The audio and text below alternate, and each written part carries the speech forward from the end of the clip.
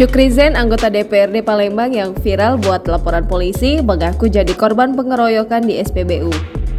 Syukri Zen, anggota DPRD Palembang yang telah menganiaya perempuan bernama Tata di SPBU, telah ditetapkan tersangka dan ditahan di Polrestabes Palembang. Ternyata Syukri Zen sebelumnya juga melaporkan balik Tata ke Polsek Ilir Barat 1 Palembang atas kasus penganiayaan.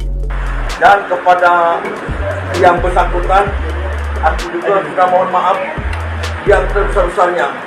Syukri Zen melaporkan balik Tata ke Polsek Ilir Barat 1 Palembang atas kasus penganiayaan.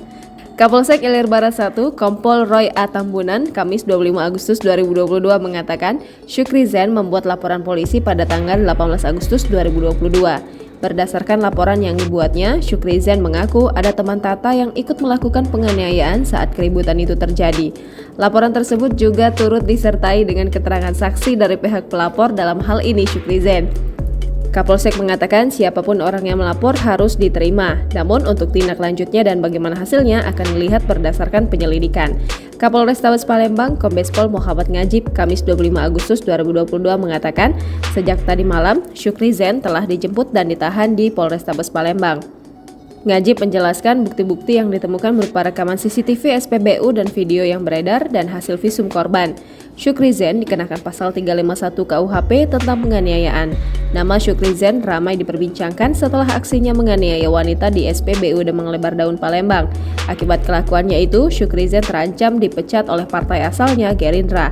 Ketua DPC Partai Gerindra M. Akbar Alfaru pada Rabu 24 Agustus 2022 mengatakan tindakan yang dilakukan oleh Syukri Zen tidak bisa ditoleransi oleh partai. Sanksi tegas tengah disiapkan secara tertulis bahkan pemecatan.